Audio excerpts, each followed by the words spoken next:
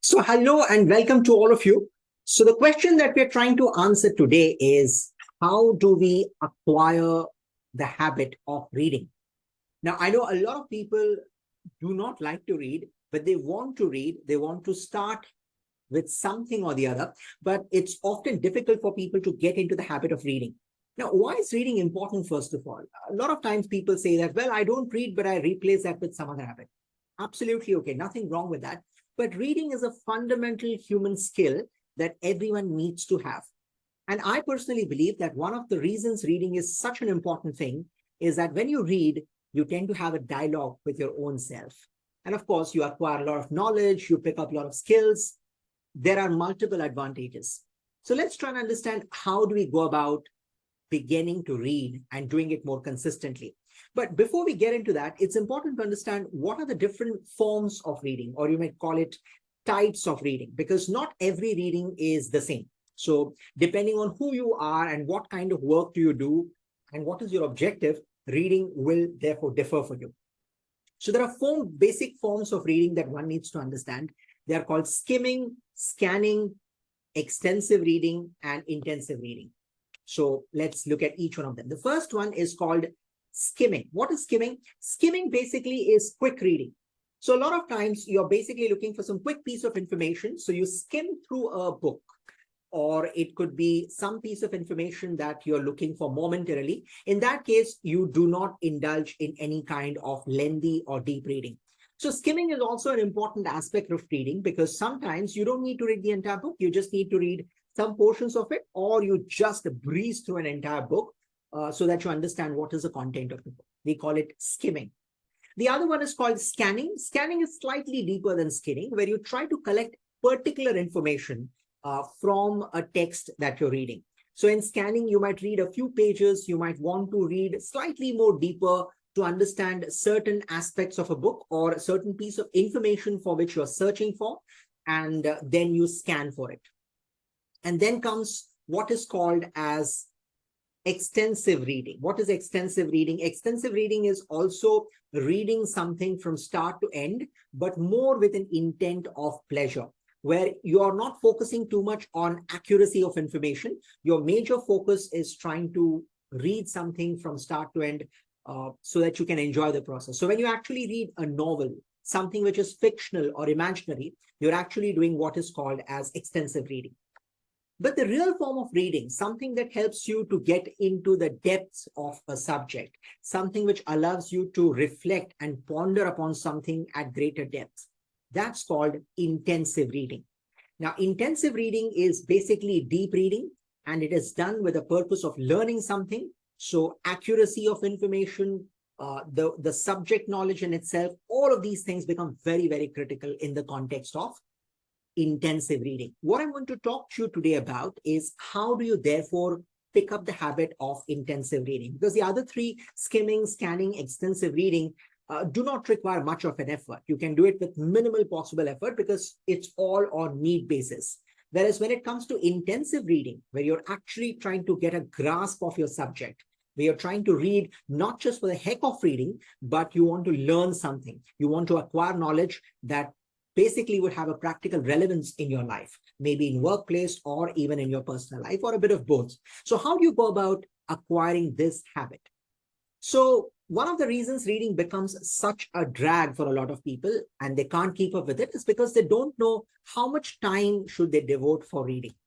So tip number one is, whenever you pick up a new book, try to read it only for 10 minutes. You heard me right, 10 minutes. Now, 10 minutes is not a lot of time, but 10 minutes is not too little as well. So when you pick up something and you read it for 10 minutes, just keep it aside. You might want to read it for 15 minutes at times, but don't rush. Give it a few more days. So let's say for an entire week, you have read a book only for 10 minutes a day. Now, what that means is you have been able to cover a few pages. You have understood basically some part of the book, and you're starting to get interested in what the book is talking about. Okay. So whenever you pick a book, practice the 10-minute rule. Do not read more than 10 minutes, at least for the first few days, especially if you're not yet into the habit of reading. Now, you follow it up with another important rule, and which I think is in conjunction with the 10-minute rule, is that whenever you pick a book, make sure you pick something which genuinely interests you. In fact, I would go on to say something that you're truly passionate about. A lot of times we tend to pick a book just because someone has recommended it to us, or we believe it's a bestseller, or whatever the book might say. But the fact is, you need to pick something which gets your creative juices flowing, something that gets you excited. So, for example, if you love watching movies, you might read a book on Bollywood. You might read a book on Hollywood. Or if you're interested in cricket or in any other sports, pick a book which talks about the life of a cricketer or which talks about the game in general. Or for that matter, if you're interested in political science, geopolitics, you can pick a book on those areas. So you can pick any genre based on what excites you. It's important to pick a book, at least in the beginning stages, when you're still trying to acquire the habit of reading, is that you pick something which surely gets you going. So pick something which you're passionate about. Number 3 is called time boxing. What is time boxing? Time boxing is typically a time management technique. However, it fits in well with the habit of reading as well. So for example, someone like me, I have 2 time boxes. One is I tend to read regularly when I'm in travel. Why do I do that? Because I'm all by myself. There is nobody else to ask me, bother me. So I can read at my own pace. I can read at leisure. And it gives me the ability to also converse with myself, because when you read, you're having a dialogue with yourself. So I love to read when I'm traveling. The other time I read is before I go to bed, so that, I get my time before I go to bed. And I also carry those thoughts with me when I'm going to bed. So those are 2 time boxes which I have created for myself, but it need not be the same for you. Your time box could be as soon as you wake up in the morning. Maybe you freshen up and you want to read for 10-15 minutes. Or perhaps sometime post your lunch, sometime in the evening, whenever you feel is a good time for you to practice reading consciously. So identify what is a time box. 10-15 minutes a day to begin with is a good time box. Later, as you want to make it more natural, more fluid, you might want to pick 30 minutes, 40 minutes based on your own preference. But it's important to identify what time of the day would I like to indulge in reading. And apart from this, one of the other things that you can do is that if you still don't like to read per se, then you can also listen to audiobooks. Now, I'm not a big fan of audiobooks, but there are many people who prefer audiobooks. And if you're one of them, absolutely go for it. Because ultimately what matters is your hunger and thirst for knowledge. So whether you read a book and acquire that information, or you just listen to someone while you're working, you can go for audiobooks as well. In fact, audiobooks give you a choice, is that you can multitask a bit. I'm not a big fan of multitasking, but if you love to work as you listen to something, you can also think about looking at audiobooks. So those are few simple things that you can start with in order to put the habit of reading into practice. I'll recap them for you. The number 1 technique that I spoke to you about is called the 10-minute rule. Pick up a book, read it for 10 minutes, at least for a week, every day 10 minutes, and then slowly increase it to 15, 20, 25, 30, and so on. Number 2, start with something which you're really passionate about. It could be any area of your life that you're passionate about, and start reading a book based on what you really love to do. Number 3 is to do time boxing. Identify what time of the day would you like to read. Would it be in the morning, in the afternoon, in the evening, in the night?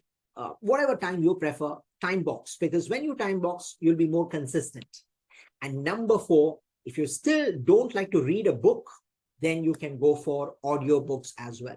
So whether you read a paper book or you read a book which is led by technology, like something like Amazon Kindle, it's your choice. That's purely your choice. There are people who prefer reading a book with an actual book in their hand. There are some people who love to read Kindle.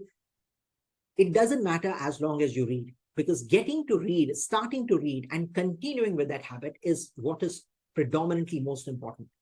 So the next time around, you want to read something, just go for it. Sometimes we tend to do a lot of overthinking, which kind of stops us from reading in the first place.